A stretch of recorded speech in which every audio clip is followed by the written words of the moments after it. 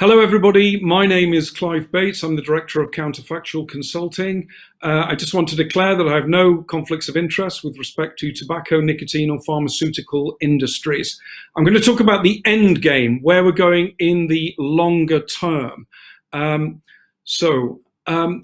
first thing I want to do, I'm going to break this into 5 sections, but the first thing I want to do is to look at what I call the recreational drug perspective. Now, as things stand at the moment, we're concentrating on harm reduction, trying to get people to switch from using high-risk nicotine products to low-risk nicotine products. And I don't think that is actually how to look at this in the longer term. I mean, we have this insight that people smoke for the nicotine but die from the tar, and that underpins what we're doing. But what happens in the future when there is no tar? When people have switched completely to using smoke-free products, as I think will ultimately happen. And here I think we should be taking what I call the recreational drug perspective. We should be looking at nicotine, a derivative of tobacco, in the context of a variety of botanic-based drugs, including caffeine, alcohol, that is betel on the right there, cannabis, poppy and opiates, coca, and some hallucinogens.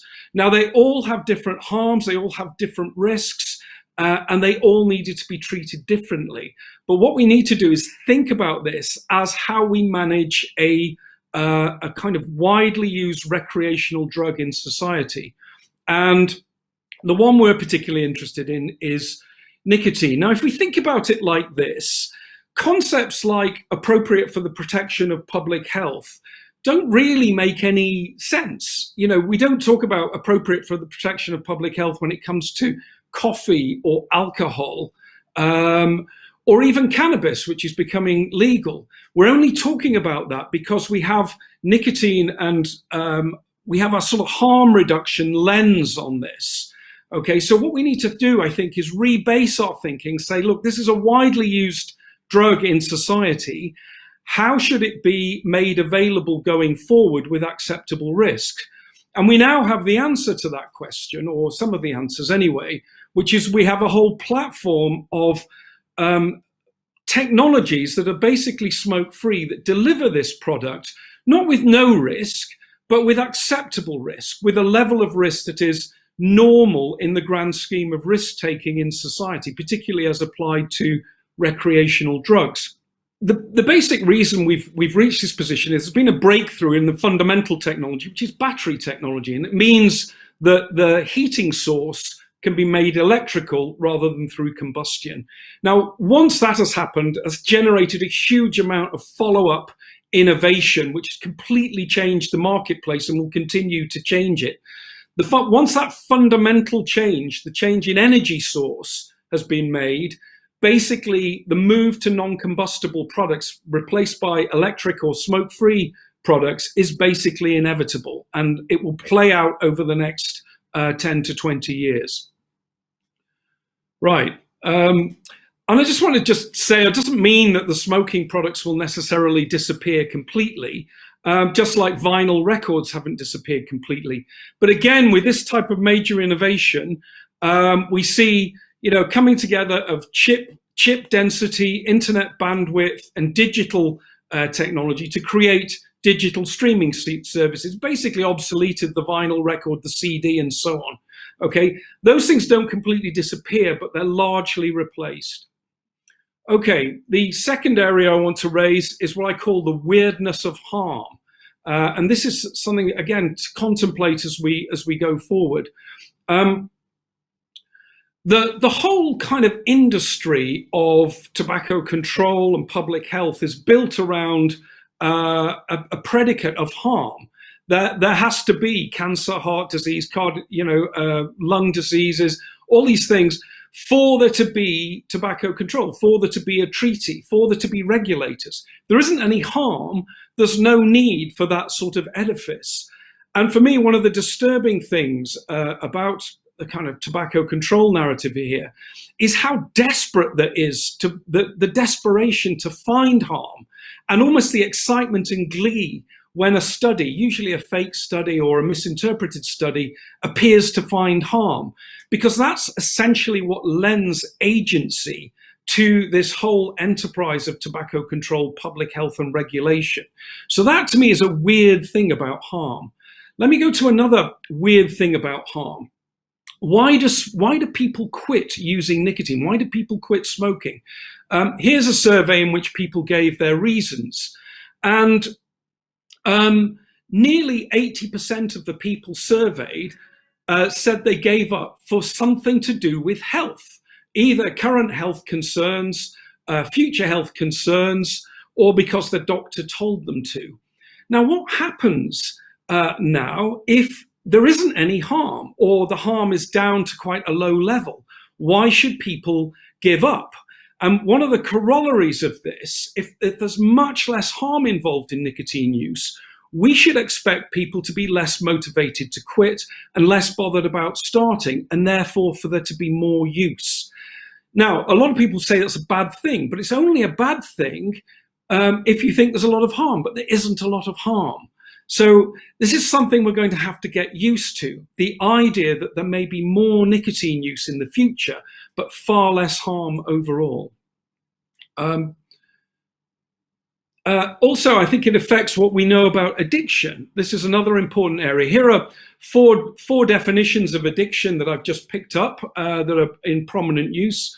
NIDA, American Psychiatric Association, a dictionary, and also a service provider, the Addiction Center. The interesting thing about all of these definitions of addiction is that they require harm. They're compulsive use despite harm, despite it taking over your life. And again, if there's no harm, we can't really say that people were addicted. That it, would like to cut down, but can we really call it addiction? So harm is integral to the definition of addiction, and addiction is one of the new reasons that people are using to try and persuade people not to use these products. Okay, the next sort of heretical thing I'd like to say is this argument that the smoking epidemic is over. It may seem a bit premature, and it is in a way, but I want to explain why I would say that. Okay, now let's go to the doctor's study, the famous doctor's study that tells us how and why smokers die early. And we see these famous curves show that smokers typically die a median smoker typically dies losing around 10 years of life between the age of 73 and 83. That's the median smoker, okay? But that same study also showed that if you quit sometime in middle age, before you get too old and you've been doing this for several decades, you avoid almost all of the risk. So this is the curves for people who quit smoking between age 35 and 44. And as you can see, the mortality curve is almost the same as being a never smoker. And what this means is if you quit smoking, by then you avoid most of the serious risks. Now, who today thinks that somebody who is 15 years old, an American youth who is 15 years old, will still be smoking in 20 years' time? I don't. I think they're almost certainly not smoking or vaping, and therefore that they will avoid almost all of this risk.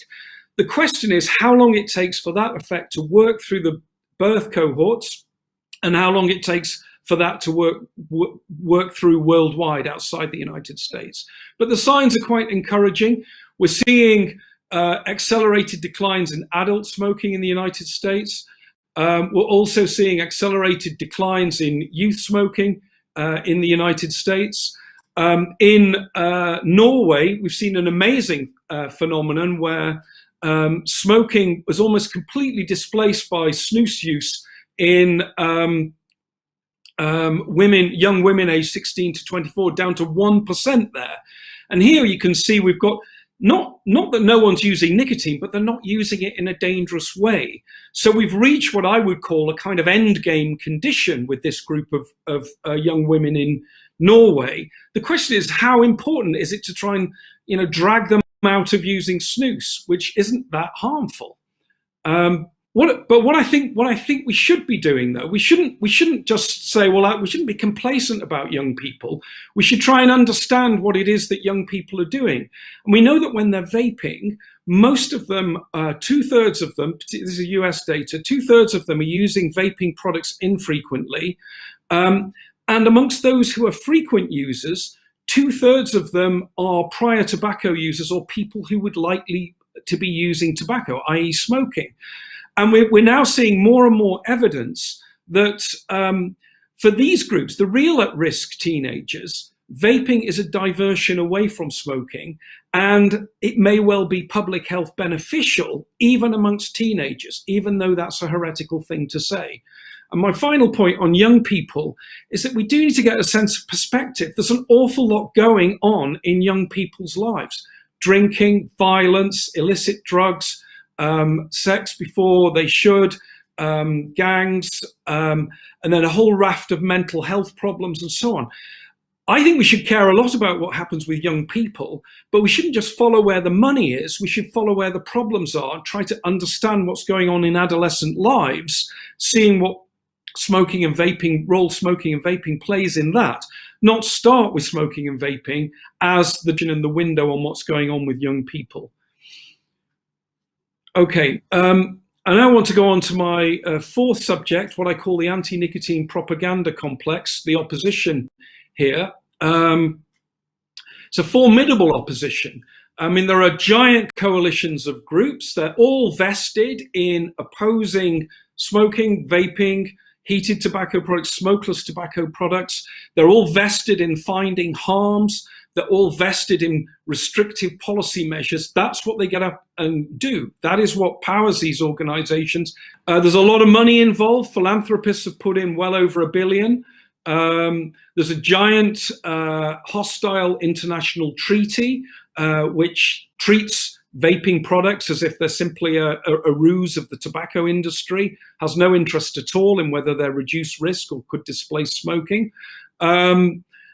There are interventionist regulators that we see moving on these products, trying to ban things, restrict things, ban flavors, cap nicotine, do ridiculous things to the packaging, put on disproportionate warnings. They're intervening. Almost everything they're doing is making the situation worse. But that's what they do. That's what they come in. They're there to do, is to regulate these products. We have groups like the FDA, which puts maybe 1,000 times the burden on somebody who wants to bring a vaping product to market than they would to somebody who already has a cigarette product on the market. So we're seeing gigantic asymmetries in regulatory burdens. We're seeing people playing dirty. The Avali scandal was attributed to nicotine vaping. It was nothing of the sort. We've seen the weaponizing of teenagers, again, something to do with worms in the face here. There's no basis for that whatsoever. It's a complete misrepresentation of nicotine use even amongst teenagers.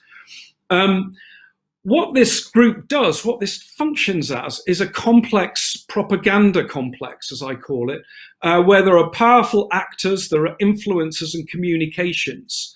Okay, now that is a formidable thing to dislodge. It's not going to go away easily, but it will go away eventually. There is no choice. It cannot withstand endless conflicts with reality.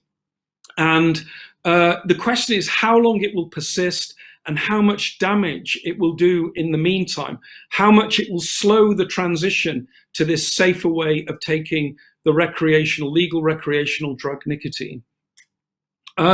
Finally, what I call the irreconcilable conflict principle.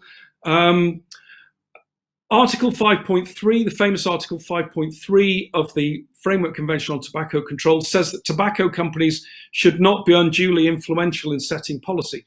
I have no argument with that, but it was turned into guidance which went far beyond that, stating that there is a fundamental and irreconcilable conflict between the tobacco industry's interests, public health policy interests.